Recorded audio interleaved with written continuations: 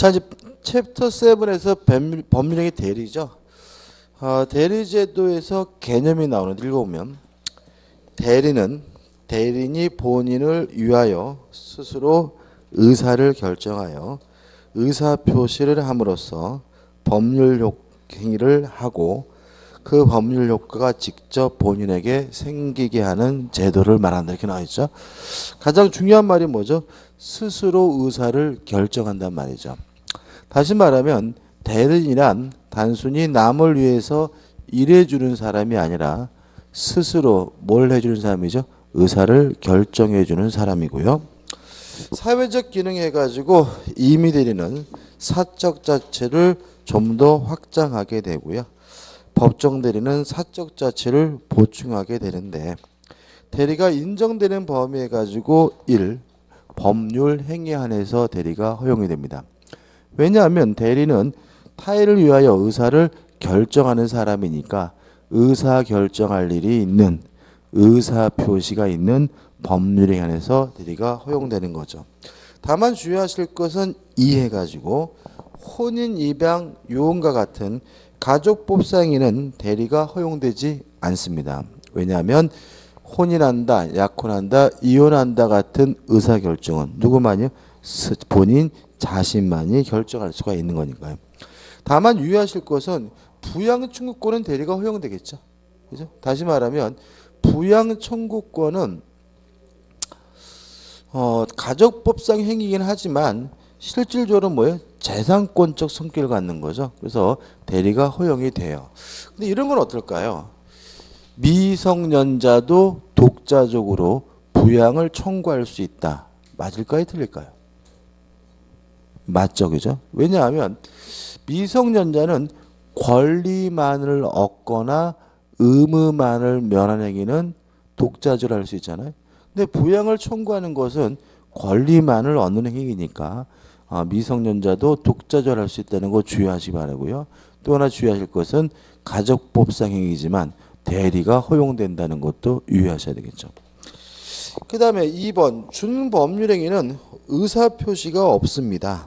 따라서 대리가 허용되지 않습니다. 다만 의사와 통지와 관념의 통지는 의사표시와 대단히 유사하기 때문에 대리에 관한 민법 규정이 유추 적용된다는 거 주의하시기 바라고요.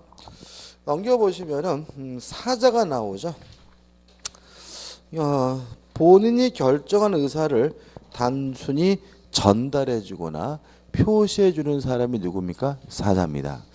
여기서 좀 생각해 볼 것이 있는데 우리가 남의 일을 대신해 주는 거를 위임이라고 하죠. 그렇죠? 위임.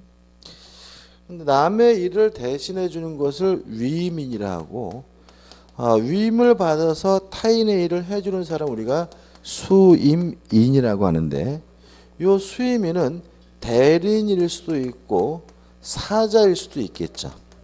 그죠? 예를 들어 가지고 만약에 네가 내 대신 대전에 뭐 둔산동에 있는 클로버 아파트를 5개 매매해라. 이러면 모든 의사를 누가 결정했죠? 본인이 결정했으니까 그때는 뭐가 돼요? 사자가 되고요. 네가 내 대신 대전 가서 아파트 좀 사라 라고 했다면 어떤 아파트를 사고 어떤 금액에 살지를 대리인이 스스로 뭐하게 돼요? 결정하게 되니까 그때 뭐가 돼요? 대리인이 되는 거죠. 그래서 우리가 남의 일을 대신해 주는 사람이 수임인인데 수임인은 대리인일 수도 있고 뭐일 수도 있어요? 사자일 수 있다. 구별하는 기준은 스스로 의사를 결정하게 되면 뭐예요? 대리인이고 본인이 시킨 일 그대로 따라하게 되면 뭐가 돼요? 사자가 되는 거죠. 그럼 교재 나온 내용은 뭔지 아시겠죠? 사자는 의사 능력이 필요가 없습니다. 왜냐하면 의사 결정할 일이 없으니까. 이에 반해서 대리인은 뭐가 필요합니까? 의사 능력이 필요하다는 거 주의하셔야 되겠죠. 그 다음에 2절 대리권에서 대리권에 의해 가지고 대리권은 권리가 아니라 권한이다. 왜냐하면 권리라는 것은 자기 자신을 위한 것이고요. 권한은 뭐죠? 남을 위한 거죠. 그래서 대리권을 가지고 행위를 하면 자신에게 효과가 있는 것이 아니라 본인에게 효과가 있는 거니까 남을 위한 것이니까 뭐가 돼요? 권한이 되고요. 대리권의 발생 원인 해가지고 법정 대리권은 법률 규정에 의해서 발생하고요. 임의 대리권은 수권행위에 의해서 발생한단 말이죠. 좀 생각을 좀 해보죠.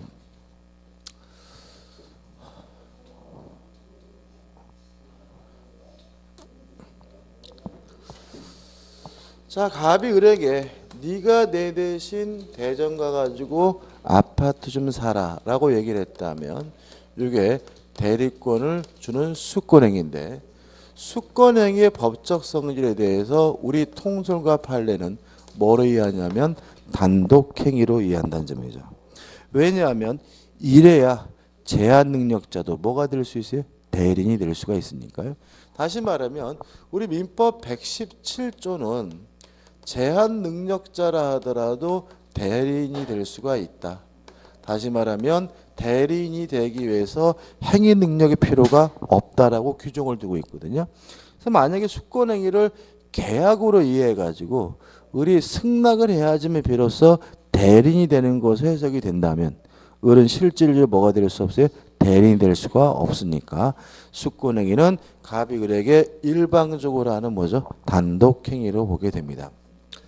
다만 아무한테나 대리권을 주는 건 아니고 대리권을 주는 이유가 있을 텐데 우리가 기초적 내부관계 또는 기초적 원인관계라고 하고요. 기초적 내부관계도 가장 중요한 것이 저 뭐죠? 위임인 거죠. 그죠? 타인의 사물을 처리하기로 계약을 하면서 대리권을 줬다. 이렇게 되고요.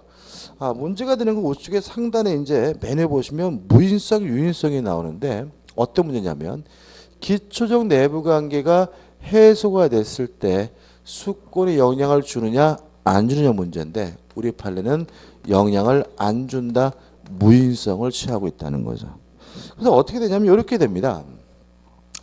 갑이 을과 만나서 위임 계약을 하고 그리고 대리권도 주는 뭘 했냐면 수권행위도 했어요. 근데 예를 들어서 을이 미성년자 제한 능력자인 경우에는 을은 제한 능력을 이유로 수권행위를 뭐 할 수는 없어요? 취소할 수는 없죠. 왜냐하면 수권행위는 갑이 을에게 일방적으로 하는 뭐죠? 단독행위니까요. 그렇지만 위임은 계약이니까 제한 능력을 이유로 뭐 할 수 있어요? 취소할 수가 있는데 이 위임 계약이 취소가 돼서 무효가 되더라도 뭐에는 영향을 안 줘요? 수권행위에 영향을 주지 않는다는 거죠.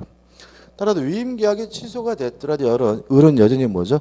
대리인이기 때문에 을의 대리행위는 적법하고도 유효하다는 관계를 좀 이해해 두시기 바랍니다.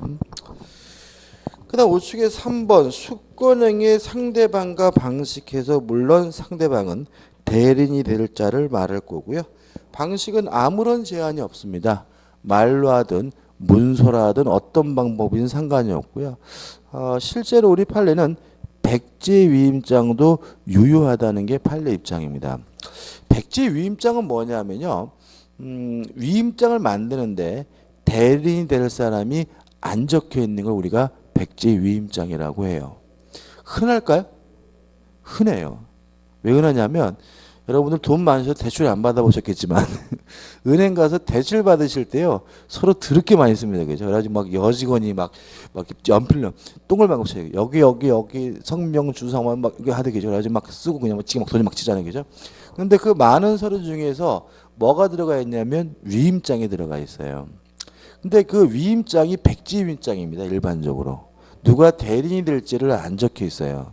왜 그러냐면 이제 은행에서 대출을 받으려면 제 아파트에다가 저당권 설정해야죠. 그 저당권 설정하려면 대리인으로서 누굴 선임해야 돼요? 법무사를 선임을 해야 되는데 그 지점과 거래하는 법무사가 여러 명일 수가 있거든요. 그러면 누가 할지가 아직 결정이 안 됐으니까 그 법무사 이름이 뭐죠? 비어 있는 경우가 있고요. 이런 걸 우리가 뭐죠? 백지 위임장이라고 하고 그 위임장도 뭐죠? 유효한 겁니다. 따라서 누구든지 거기에다가 이름을 쓰는 사람이 뭐가 돼요? 대리인이 되는 거죠. 아무튼 방식에 대해서는 아무런 제한이 없고 무엇으로도 백지 위임장으로도 가능합니다. 4번 수권행위 철회 물론 효과가 발생하기 전에만 할 수 있으니까 법률 관계가 종료하기 전에 할 수 있다는 거 기억해 두시기 바라고요. 3번 대리권의 범위와 제한해 가지고 임의 대리권의 범위에서 1번이 나오고 있죠. 그죠? 자, 이것도 표지에 규제 넣어놨지만 다음 생각해 보면 임의 대리인이 뭘 할 수 있는지는 수권행위를 뭐 해봐야 돼요? 해석을 해봐야죠. 해석을 해봤더니 매도에 관한 수권이 있다라고 판단된다면 이 사람은 매매 계약을 체결할 수도 있고 매매 대금을 뭐 할 수도 있어요? 수령할 수도 있고 대금 지급 기한을 뭐 해줄 수도 있죠? 연기해 줄 수도 있죠. 그렇지만 이 사람 스스로가 대금의 일부든 전부든 뭐 해줄 수는 없어요? 면제해 줄 수는 없고요. 또 임의 대리는 원칙적으로 취소할 수도 없고 해제할 수도 없다라는 거 꼭 뭐 하셔야 돼요? 기억해 두셔야 되고요. 아주 간단한 거지만 시험 문제 잘 나오고 있으니까 유의하셔야 되겠죠. 그 다음에 2번은 뭘까요? 해석을 했는데도 불구하고 대리인이 뭘 할 수 있는지를 알 수가 없을 경우에는 그때는 민법 118조에서 대리권의 범위가 결정이 되는데 뭘 할 수 있냐면 기억, 보존행위 할 수 있고요. 니은번 이용행위와 계량행위를 할 수가 있는데 넘겨보시면 성질이 변하지 않는 범위 내에서만 할 수 있고요. 요 이용 계량행위에서 가장 중요한 것이 뭐냐면 물건의 임대죠. 임대. 따라서 대리권의 범위가 명확하지 않은 대리인도 본인의 부동산과 같은 재산을 뭐 할 수 있습니까? 임대할 수가 있다. 꼭 기억해 두시고요. 그럼 이제 이렇게 되는 겁니다. 처분권 없는 자는 타인의 부동산을 임대할 수 있다 그러면 맞는 거죠. 맞는데 그러면 처분권 없으면서 타인의 부동산을 임대할 수 있는 사람이 누구냐? 지금 보고 있는 대리권의 범위가 명확하지 아니한 뭐예요? 대리인이다. 이렇게 좀 기억해 두시기 바라고요. 그럼 물론 뭘 못하는 거죠? 처분행위는 못하는 거죠. 근데 위반의 효과해 가지고 뭐가 됩니까? 무권 대리가 됩니다. 2번 대리권에 제한해 가지고 1번 자기계약 쌍방대리가 기억해서 원칙적으로 금지가 됩니다. 따라서 하면 안 되는데 예외적으로 허용되는 게 있다. A에서 본인의 승낙이 있으면 가능하고요. B번 채무의 이행도 어떻게 해요? 가능합니다. 다만 유의하실 것은 예컨대 나오는데 돈 대신 물건으로 받는 대물 변제는 채무 이행이지만 뭐 되잖아요? 허용되지 않고요. 또 기한 미돌의 채무나 다툼이 있는 채무나 선택 채무의 변제도 할 수가 없고요. 하나 빠져 있죠. 무엇도 못하죠? 경계도 못한다. 다시 말하면 경계도 채무 이행이긴 하지만 하지 못한다는 거 꼭 기억해 두시기 바라고요. 디귿번 위반의 효과해 가지고 원칙적으로 무효가 아니라 뭐죠? 무권들입니다. 근데 맨 밑에다가 좀 매묘할 것은 뭐냐면 별표해 가지고 법원에 입찰 대리는 무효다. 그죠? 예외로서 기억해 두시면 돼요. 다시 말하면 쌍방 대리는 무효가 아니라 뭐죠? 무권 대리이기 때문에 쌍방 대리를 하게 되면 무효다 그러면 뭐예요? X입니다. 다만 법원의 입찰 대리는 예외적으로 뭐가 되죠? 무효가 된다는 거 하나 따로 기억해 두셔야 문제 풀 때 헷갈리지 않습니다. 그 다음 우측에 2번 공동 대리인데 일단 의는 대리인이 여러 명 있으면 각자 대리하는 것이 원칙인데 만약에 공동으로만 대리할 수 있도록 제한을 붙였다면 그게 뭐가 되죠? 공동 대리가 되고요. 공동 대리의 가장 대표적인 예가 뭐죠? 친권자다. 다시 말하면 어머니도 친권자고 아버지도 친권자인데 친권 행사는 어머니 아버지가 함께 행사해야 되는 뭐죠? 공동 대리가 되고요. 니은번 공동의 의미 뭘 공동으로 하면 되죠? 의사 결정만 공동으로 하면 된다. 따라서 아이가 있는데 그 아이를 학교 보낼지 안 될지가 고민인데 엄마 아버지가 함께 보내기로 결정했다면 병원에 데려가는 사람은 엄마 혼자 학교에 데려가는 사람은 엄마 혼자 데려도 된다. 어제 TV 보니까 18살 먹은 아이인데 18살 먹은 아이도 아니죠. 그죠? 18살 먹은 처녀인데 출생신고가 안 돼 있는 거예요. 그래가지고 그 어머니가 참 묘하더라고요. 그게 그 어머니가 남편이 있는데 다른 남자 사이에서 애를 낳았어요. 어머니가 남편이 2명인 거예요.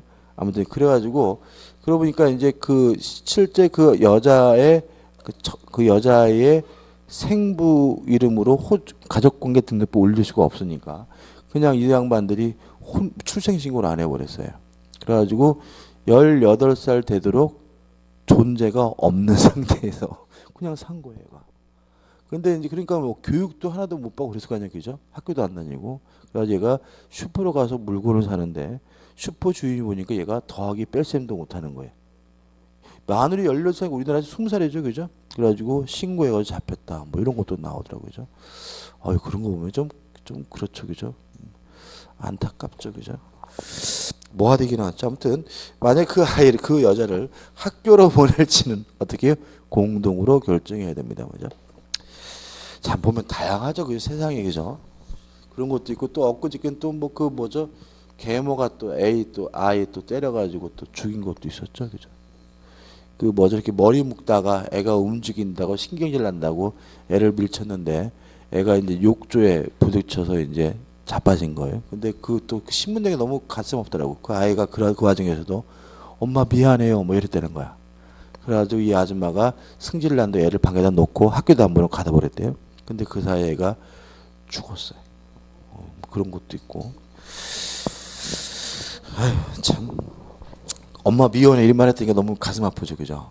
아유 아무튼 공동들의 가장 대표인 예가 뭐죠? 친권자입니다. 그 다음에 뭘 공동합니까? 의사결정을. 따라서 디귿번 공동으로 해야 되는데 불구하고 단독으로 대리행위 했다면 그건 뭐죠? 무권 대리고요. 따라서 때에 따라서는 뭐죠? 권한을 넘는 표현들이 들을 수가 있죠. 가장 중요한 것은 리을번 수동 대리는 공동으로 할 필요가 없겠죠. 왜요? 수동 대리는 누가 의사표시를 합니까? 상대방 측에서. 따라서 대리인 측에서는 실질적으로 의사표시할 일이 없기 때문에 수동 대리는 공동으로 할 필요가 없다는 거 꼭 기억해 두시기 바랍니다. 그 다음 3번 대리권의 남용입니다. 개념 보시면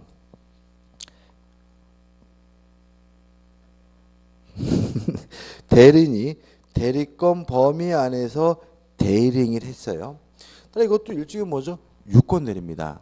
다만 문제가 뭐냐면 자기 또는 제3자 이익을 꾀할 목조 대리권을 악용해서 행사하는 경우죠. 조심할 것은 뭐냐면 만약에 대리권도 없으면서 했다면 그건 뭐가 돼요? 무권 대리가 되는 거고 대리권이 있긴 한데 본인을 위해서 한 것이 아니라 자기 자신이나 제3자의 이익을 위해서 대리행위를 했다면 뭐가 되죠? 대리권 남용이 됩니다. 자, 이런 얘기죠.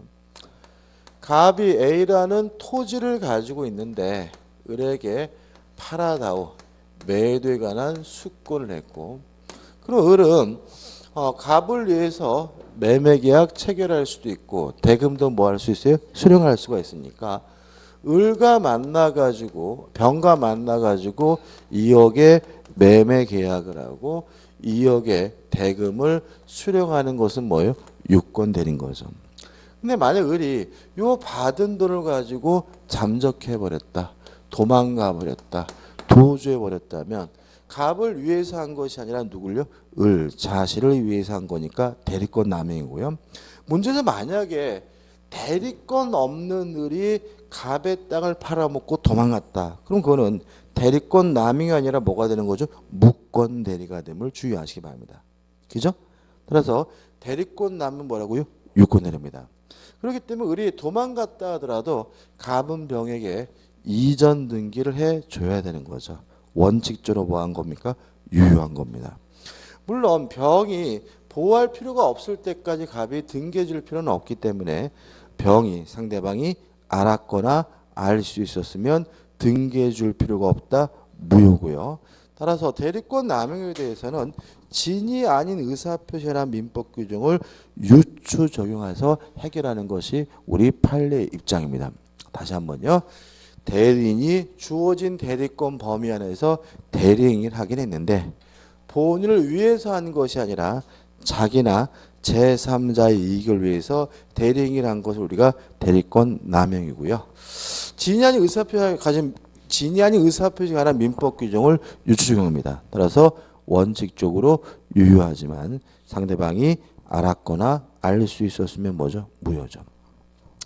그다음 4번 대리권의 소멸해가지고 공통된 소멸 원인이 나오는데 넘기셔서 반드시 외워야죠. 기억, 본인의 사망입니다.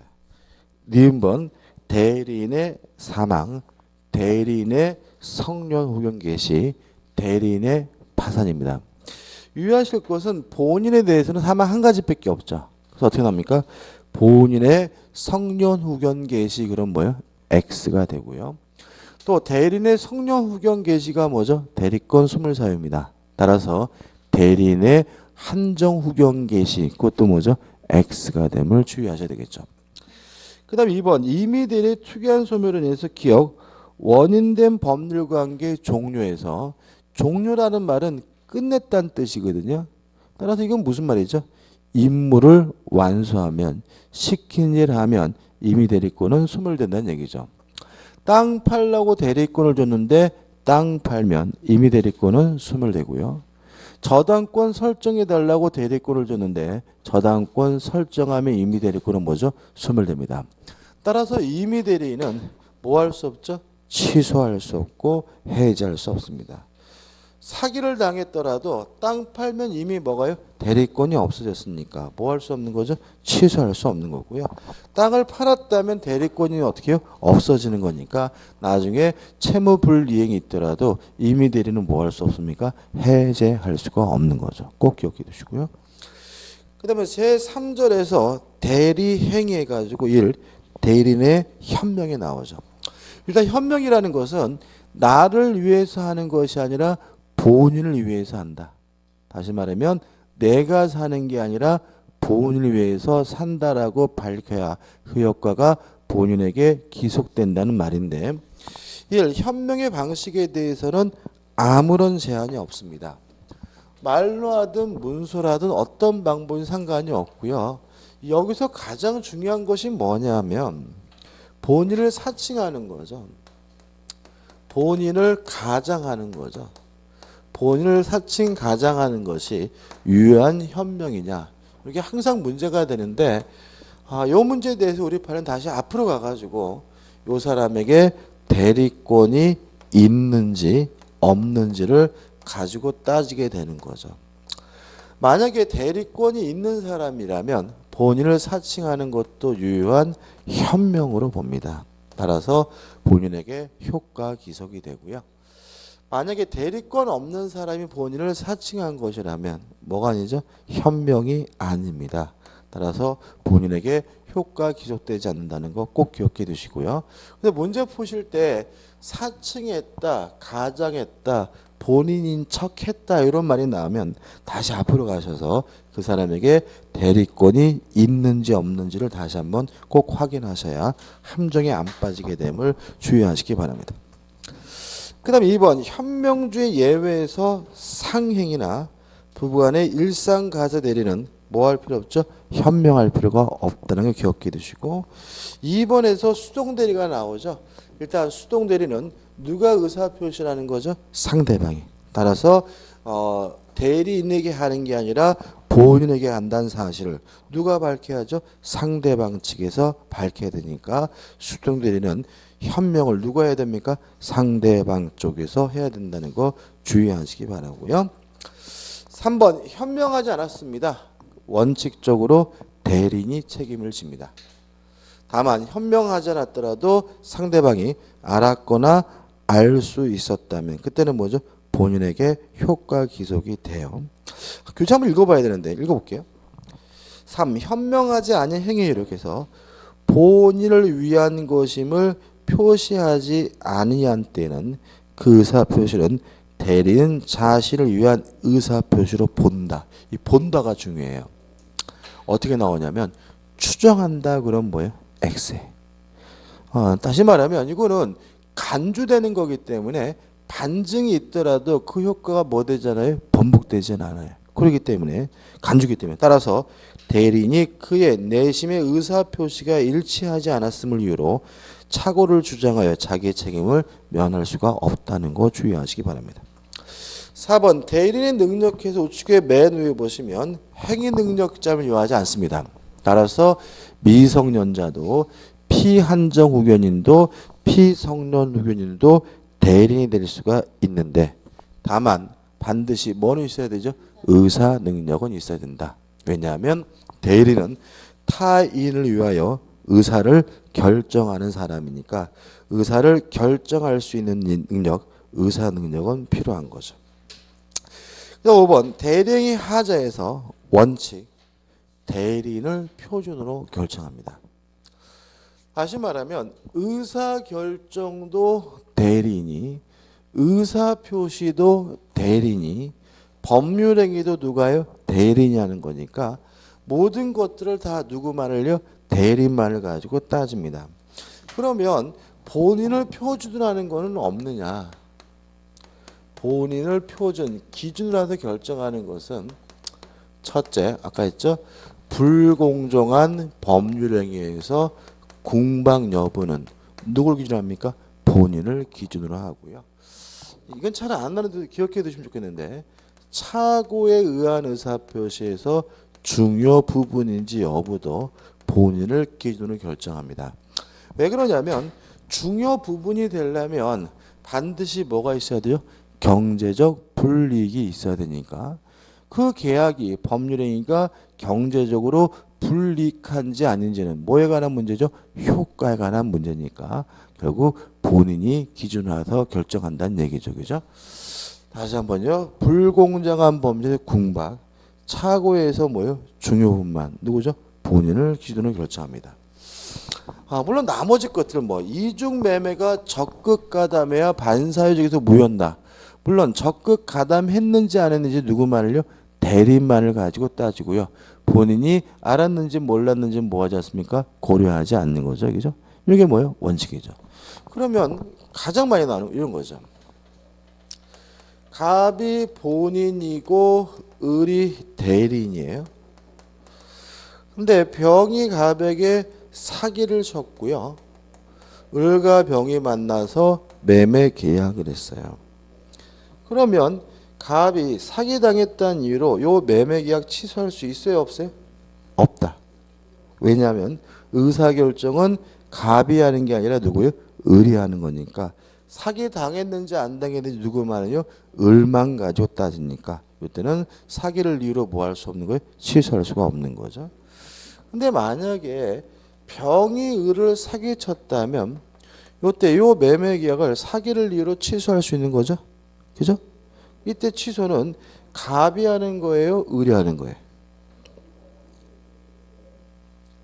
갑이 하는 거죠. 방금 말씀드렸다시피 임의대리는 시키냐라면 임무를 완수하면 대리권이 뭐가 돼요? 소멸되니까 취소할 수 없고 해제할 수가 없는 거죠. 그럼 결과적으로 사기 당했는지 안 당했는지는 의사를 결정하는 대리를 표준화하지만 취소권의 행사는 원칙적으로 누가 하는 거죠? 본인이 하게 된다는 거 주의하셔야 되겠죠. 이해되시죠? 그죠? 다시 말하면 의사결정은 대리냐고 효과는 누가 받는 거죠? 본인이 받는 겁니다. 여기까지가 뭐죠? 원칙이죠. 다만 예외가 있다는 거죠. 예외. 요 예외를 읽어볼 건데 읽기 전에 한번 생각해 보자고요. 물건에 하자가 있다는 이유로 담보 책임을 물으려면 기억나실 거예요. 이제는 매수인은 선의이고 무과실이어야 합니다. 이걸 좀 먼저 전제를 하고요. 자, 그럼 생각해 보자고요. 갑이 본인이고 을이 대리인으로서 병과 만나가지고 자전거 매매 계약을 했어요. 근데 이 자전거가 물건에 하자가 있어요. 예를 들어서 브레이크가 잘 안 들어요. 브레이크가 잘 안 들으면서 하자 있는 거죠. 그죠? 근데 이것에 대해서 을은 선이고 무과실인데 갑은 악이었어요. 알고 있었어요. 이랬을 때 갑이 원칙적으로 병에게 담보채인 물을 수 있습니까? 없습니까? 있어요? 없어요? 있다. 그죠? 왜냐하면 선인지 과실이 없는지 누구 말을요? 대리만을 가지고 따지고요. 본인이 알았는지는 몰랐는지는 뭐 하잖아요? 고려하지 않으니까. 이게 뭐죠? 원칙이죠. 이해되시죠? 그죠? 동의하시죠? 그죠? 근데 만약에 갑이 을의 이러한 의사결정 과정에 참여를 했어요. 그러면 이때는 예외적으로 누구 것도 고려해야 돼요? 본인 것도. 그럼 얘네들은 더 이상 선의가 아니라 어떻게 해요? 악이기 때문에 갑은 병에게 담보 책임 뭐 할 수 없어요? 물을 수가 없는 겁니다. 예외인 거죠. 이해 한번 읽어볼게요. 그러나 특정한 법률 행위를 위임한 경우에 대리인이 어떻게 했죠? 본인의 지시에 쫓아 그 행위를 했어요. 그러면 의사결정 과정에 누구도 참여한 거죠? 본인도. 따라서 본인은 자기가 안 사정 또는 과실로 인하여 알지 못한 사정에 대하여 대리인의 부지, 선의를 주장하지 못합니다. 연결되는 겁니다. 예컨대 매수인이 대리를 통하여 매매 계약을 체결한 경우 본인이 매수인이 매매 목적물의 하자를 알고 있었다면 대리인이 이를 몰랐더라도 매도인에 대한 하자 담보채는 물을 수가 없습니다. 왜 그런 거죠? 앞에 본인이 뭐 했겠어요? 지시했기 때문에. 본인이 의사결정까지 뭐예요? 참여했기 때문에 그런 거니까 주의하시기 바랍니다. 효과. 본인에게 직접 그 효과가 귀속이 되고요. 2번 대리인의 불법행위에 대한 책임 본인이 지지 않습니다. 왜냐하면 대리는 법률 행위에 한해서만 뭐가 돼요? 허용이 되니까 대리인의 불법행위에 대해서는 본인이 책임을 지지 않고요. 넘겨보신 2번 본인의 능력입니다. 조심할 것은 의사를 결정하고 법률 행위를 하는 것도 누가 하는 거죠? 대리인이 하는 거니까 본인은 의사 능력도 행위 능력도 뭐가요? 필요가 없다. 잘 이해가 안 된다면 대리인이 상대방과 만나가지고 매매 계약할 때 본인이 자빠져 자고 있더라도 뭐죠? 상관은 없다. 그죠? 이렇게 이해하시면 되고요. 근데 주의하실 것은 대리행위는 그렇죠. 그렇지만 수권행위는 누가 하는 거죠? 본인이 하는 거죠. 그러니까 다시 말하면 수권행위를 할 때는 반드시 본인에게 의사 능력도 행위 능력도 뭐 한 거예요? 필요한 거죠. 그래서 의사 능력도 행위 능력도 필요 없는 것은 대리인이 대리행위를 할 때 그런 거죠. 대리인이 대리행위를 할 때 본인이 자빠져 자고도 상관이 없지만 수권행위는 누가 하는 거죠? 본인이 하는 거니까 수권행위를 할 때는 본인에게 의사 능력도 행위 능력도 필요함을 주의하시기 바랍니다. 제5절에서 이제 뭐가 나옵니까? 복대리가 나오죠. 아우, 진도가 많이 나가니까 힘드시죠? 막 머리에 용량이 막 가부하 걸리세요? 저도 힘든데요. 자, 복대리입니다. 개념은 뭐죠? 대리인이 선임한 본인의 대리인을 우리가 뭐죠? 복대리인이라고 한다. 그래서 뭐 예를 들면 편하다 그랬죠, 그죠? 예를 제가 같은 얘기가 뭐죠? 갑이 미성년자인 주제에 술 처먹고 쌈박질 해가지고 유치장에 들어갔는데 친권자인 아버지가 자식이 아니라 왼수다라고 하면서도 병이라는 변호사를 뭐 했어요? 선임을 했죠. 그럼 이 사람 결국은 대리인이 선임했지만 누구를 대리하냐면 본인을 대리하니까 이런 사람이 누가 되죠? 복대리인이 되는 거죠. 2번 대리인의 복인권과 책임에까지 1번 임의대리인의 복인권과 책임에서 1번 1. 임의대리인. 임의대리인은 복인권이 없습니다. 다만 본인의 승낙이 있거나 부득이한 사유가 있어야 예외적으로 복되는 선임할 수가 있고요. 2번 책임, 선임 잘 해야 되고요. 감독도 뭘 해요? 잘 해야 됩니다. 따라서 선임 감독에 과실이 있다면 본인에게 책임을 져야 되는 것이 원칙이지만 본인이 뭐 했어요? 지명을 했어요. 병이 똘똘하다라고 지명을 했다면 병에게 문제가 있더라도 원칙적으로 본인에게 책임을 지지는 않고요. 문제가 있다는 사실을 알면서 통지나 해임을 게을리할 때만 뭘 집니까? 책임을 집니다. 2번 친권자나 후견인과 같은 법정 대리는 자유롭게 복대리인 선임할 수가 있는데 우측에 맨 위에 보시면 다만 책임은 강화돼서 뭐가 되죠? 무과실 책임이 됩니다. 다만 법정들이 항상 무과실 책임인 것은 아니고요. 부득이한 사유가 존재한다면 그때는 과실 책임으로 전환되게 됨을 주의하시기 바라고요. 3번 복대리인을 지휘해가지고 1번 복대리인과 대리인 간의 관계가 나와 있는데요.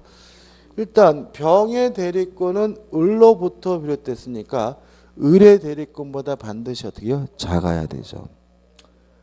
또 그뿐만 아니라 병의 대리권은 을로부터 비롯됐으니까 을의 대리권이 소멸하게 된다면 복 대리권도 자동으로 뭐가 돼요? 소멸되는데 유의하실 것은 이 병은 항상 무슨 대리냐면 임의 대리인이라는 거죠. 왜냐하면 대리인이 선임한 본인의 대리인이라는 말은 반드시 뭐가 필요하다는 거죠? 숙권행위가 필요하다는 얘기니까요. 따라서 병이 복대리인을 선임할 수가 있느냐 이 문제에 대해서 복대리인은 항상 임의 대리인이기 때문에 선임하는 것은 뭐예요? 가능하지만 본인의 승낙이 있거나 부득이한 사유가 있어야지만 선임할 수 있다는 거 주의하시면 되겠죠. 끝입니다. 그 다음에 이제 무권대리입니다. 무권대리.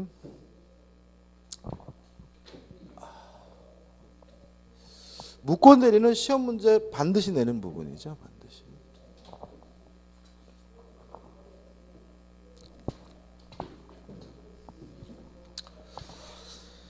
예를 들어서 생각을 해보자고요. 갑이 A라는 갑이 물건을 가지고 있는데 갑의 물건을 을이 병한테 팔아먹었어요.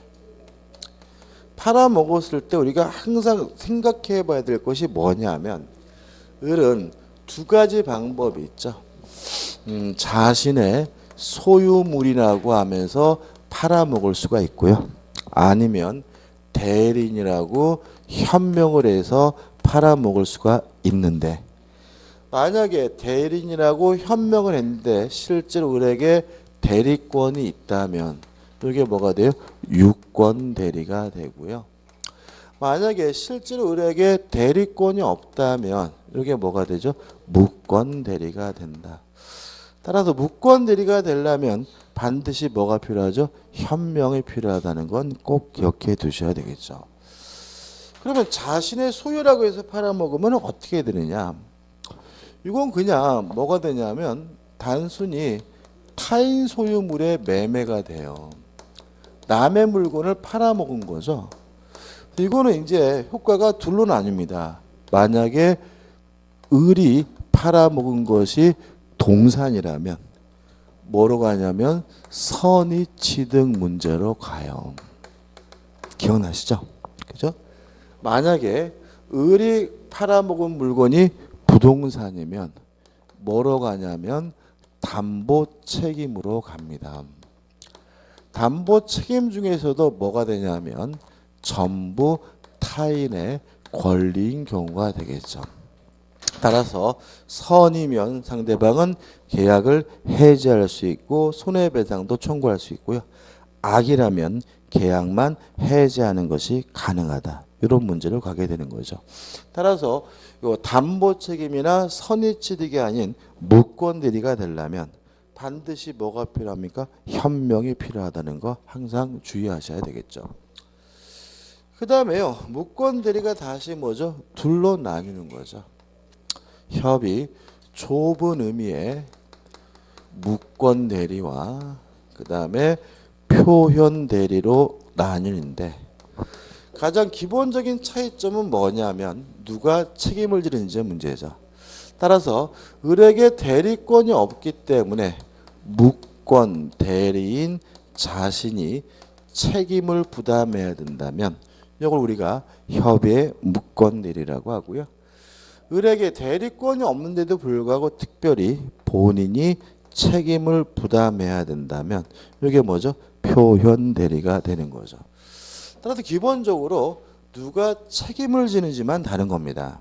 따라서 나머지 것들은 두 가지의 뭐요? 공통된 내용이라는 거죠. 다시 말하면 무권 대리행위는 본인이 뭐 할 수 있냐면 추인할 수 있다.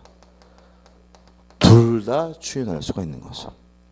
또 무권 대리행위는 상대방이 뭐 할 수 있냐면 채고할 수가 있다. 둘 다 채고할 수가 있는 거죠. 또 선의 상대방은 무권 대리행위에 대해서 철회할 수가 있다. 둘 다 할 수가 있는 거죠. 그죠? 다시 말하면 누가 책임을 지는지만 다르다는 얘기고요. 내용은 어떻습니까? 책임의 내용은 상대방은 이행을 청구하거나 또는 뭐죠? 손해배상을 청구할 수가 있는데 요건은 무권 대리인에게 고의나 과실은 필요가 없지만 반드시 뭐는 필요하죠? 행위 능력은 필요하다는 거 주의하셔야 되고요. 또 이행을 청구하고 손해배상을 청구하는 것은 상대방이 선택하게 된다는 거 주의하시기 바라고요. 또 상대방은 뭐 해야 돼요? 선이고 무과실하지만 무권 대리인에게 이행을 청구하고 손해배상을 청구할 수 있다는 거 주의하시기 바라고요. 그 다음에 표현 대리는 무권 대리인데도 불구하고 특별히 누가요? 본인이 책임을 지는 무권 대리죠. 그런데 항상 조심할 것은 뭐냐면 표현 대리도 무권 대리이기 때문에 반드시 대리인으로서 뭘 해야 돼요? 현명을 해야죠. 만약에 대리인으로서 현명을 안 하면 아예 뭐가 아니에요? 무권 대리가 아니니까 뭐로 들어올 수 없죠? 표현 대리로 들어올 수가 없고요. 따라서 본인이 책임질 만한 뭐가요? 특별한 사유가 필요한 거죠. 첫째, 대리권을 주지도 않다고 줬다고 표시를 하든지. 두 번째, 가지고 있는 권한을 어떻게 해요? 넘든지. 아니면 있던 대리권이 뭐죠? 소멸되든지. 이렇게 셋 중에 한 가지 사유가 있어야 되고요. 상대방은 항상 뭘 요구하냐면 선이고 무과실을 요구하는데 문제는 언제 선이 무과실이냐면 대리 행위 시에 선이 무과실임을 요구한다는 거 주의하시기 바라고요. 그다음에 책임은 전적으로 책임을 져야 되고 뭐 할 수 없죠? 과실 상계할 수 없다는 거 주의하시기 바랍니다. 그죠? 이 정도가 이제 무권 대리의 뭐죠? 큰 틀 얘기죠. 한 가지만 생각해 볼까요? 우리 판례인데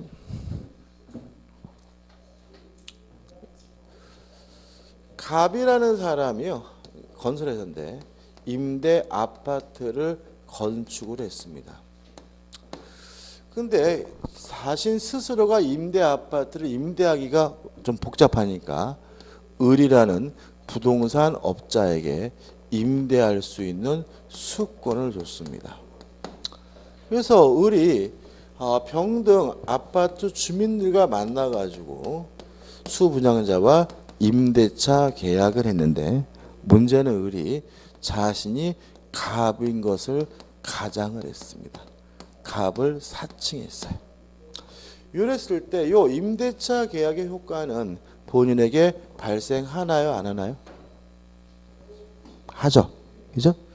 우리가 다시 말씀드리지만 본인을 사칭했다 이런 말이 나오면 다시 이 사람에게 대리권이 있는지 없는지를 봐야죠. 근데 갑이 을에게 임대에 관한 수권했다는 말은 임대차에 대해서 을에게 뭐죠? 대리권이 있고요. 따라서 유효한 수권이니까 본인에게 당연히 효과가 있어요.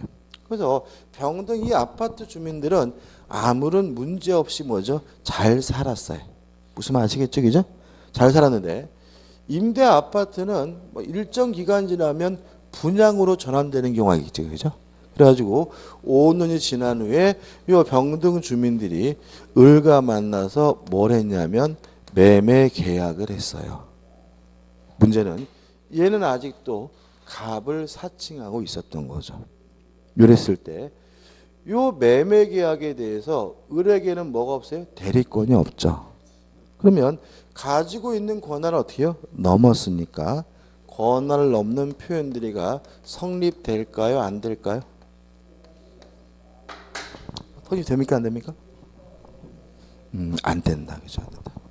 왜냐하면 표현들이가 성립되려면 무권들이가 돼야 되고 뭐가 필요해요? 현명이. 자, 그러면 아까 좀 달라졌습니다. 을은 매매에 대해서 뭐가 없어요? 대리권이 없으니까 매매 계약을 할 때 본인을 사칭한 건 이제 뭐가 아니에요? 현명이 아니에요. 현명을 안 했기 때문에 아예 뭐가 아니에요? 무권 대리도 아니고 뭣도 아닙니까? 표현 대리도 아닙니다. 이해되시죠? 그죠? 주의하시기 바라고요. 자, 규제 들어보죠.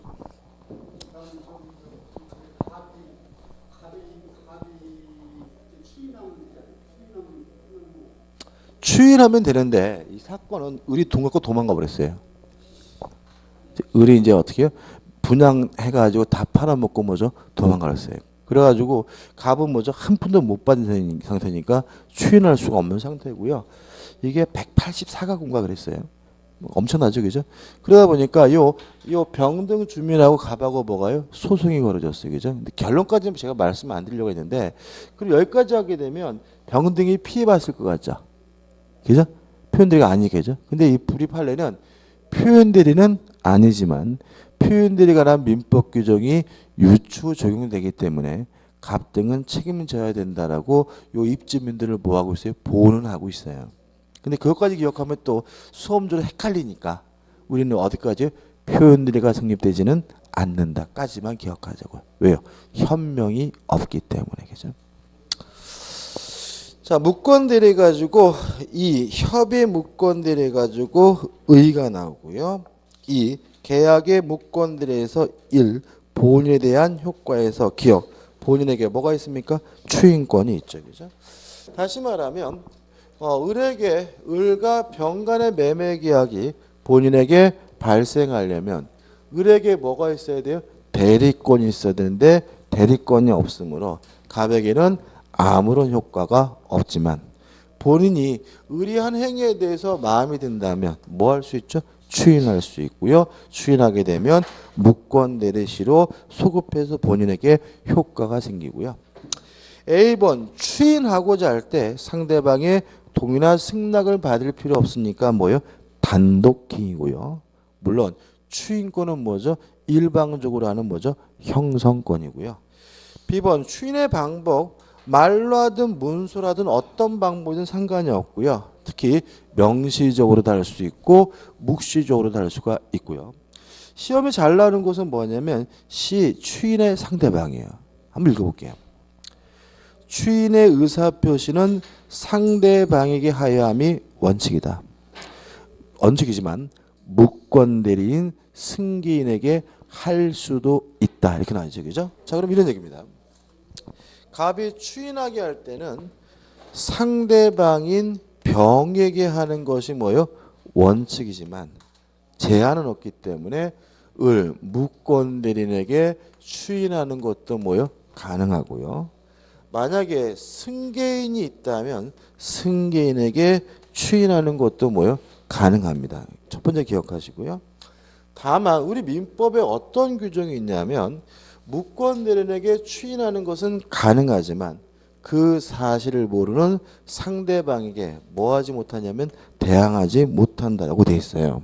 그래서 계속 보시면 다만 무권대리인에게 한 경우에는 상대방이 그 사실을 알지 못하면 상대방에 대하여 추인의 효과를 뭐 하지 못해요? 주장하지 못한다라고 되어 있는 거죠. 또 이게 무슨 의미냐? 자, 이거 보시면 선의 상대방은 뭐 할 수 있어요? 철회할 수 있는데 요 철회는 원칙적으로 추인 전까지만 할 수가 있는 거거든요. 그러나 원칙적으로 갑이 만약에 추인했다면 더 이상 철회하지 못하는데 만약에 이 추인을 무권대리인에게 했다면 병은 여전히 뭐 하는 것이 가능하다는 거죠? 철회하는 것이 가능하다는 얘기죠. 왜냐하면 무권대리인에게 추인한 경우에는 그 사실을 모르는 상대방에게 뭐 하지 못합니까? 대항하지 못하니까요. D번 추인의 효과에서 소급표가 있습니다. 무권대리시로 소급하게 되고요. 니은번 해가지고 본인은 추인할 수도 있고 물론 뭐 할 수 있습니까? 거절할 수도 있고요. 문제가 되는 것은 D급번 무권대리인이 본인을 상속한 경우에는 추인을 거절하거나 무효라고 주장할 수는 없다. 왜요? 신의 성실의 원칙상 뭐 때문에? 금반원의 원칙 때문에. 이런 얘기죠. 을이 무권대리인데 갑이 아버지고 을이 아들이어서 갑에서 을로 돌아가셔서 상속이 이루어진 후에는 을이 본인의 법적 지위를 상속했더라도 추인을 뭐하지 못해요? 거절하지 못한다. 왜냐하면 아버지가 생존해 계실 때는 팔겠다고 했던 을이 이제 와서 안 팔겠다고 하는 것은 명백히 뭐예요? 반대되는 언행이기 때문에요. 우측에 3번 상대방에 대한 효과에서 1. 상대방은 뭐 할 수 있습니까? 최고할 수가 있습니다. 2번 상대방은 뭐 할 수 있어요? 철회할 수가 있는데 주의하실 점은 두 가지죠. 기억, 추인 전까지만 할 수가 있고요. 니은번 선의의 상대방만이 할 수 있기 때문에 알고 있는 상대방, 악의 상대방은 뭐 하지 못합니까? 철회하지 못하고요. 4번 상대방에 대한 책임에서 1번 책임 발생 요건에서 주의할 것이 뭐냐면 D급 상대방은 뭐 해야 돼요? 선의 무과실. 1번 무권대리인은 뭐죠? 행위 능력자일 것. 미음번 무권대리인의 과실은 요구하지 않습니다. 일종의 뭐죠? 무과실 책임이죠. 그래서 시험에 어떤 게 나왔었죠? 이런 게 나왔었죠. 정이 을에게 사기를 친 거죠.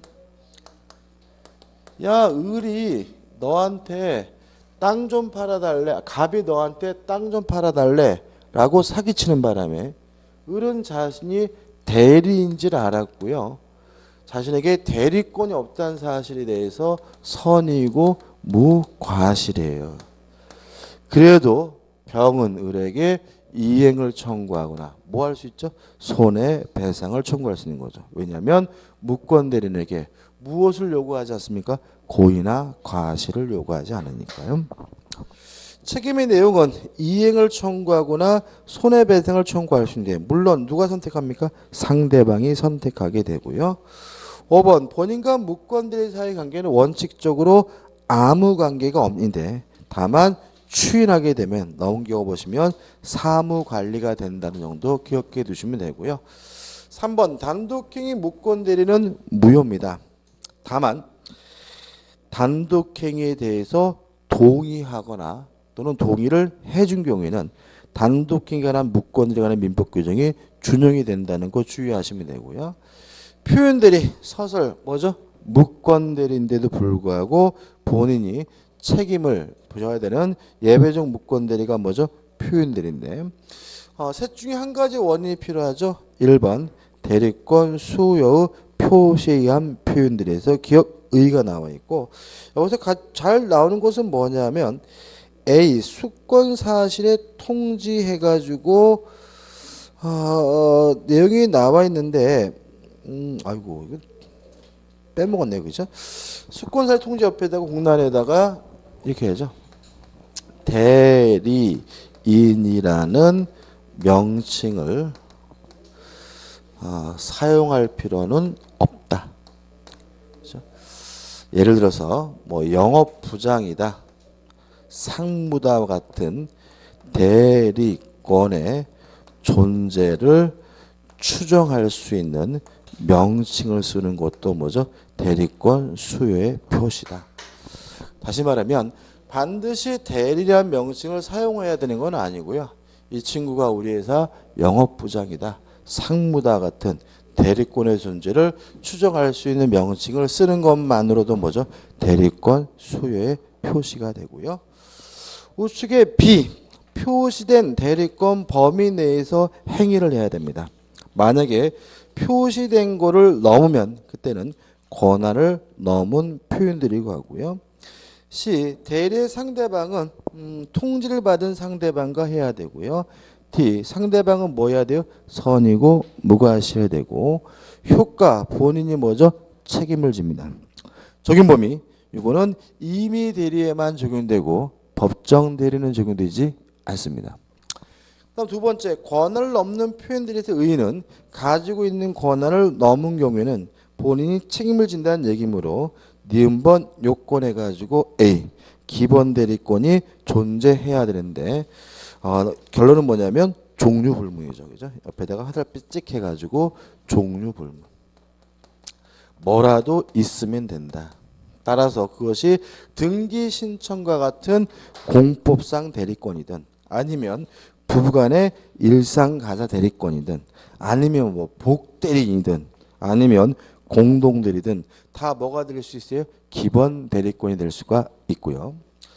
B번 권한 밖의 행위를 해야 되는데 이것도 뭐죠? 종류불문. 따라서 실제 있는 대리권과 이루어지는 행위가 유사하거나 비슷할 필요는 전혀 없고요.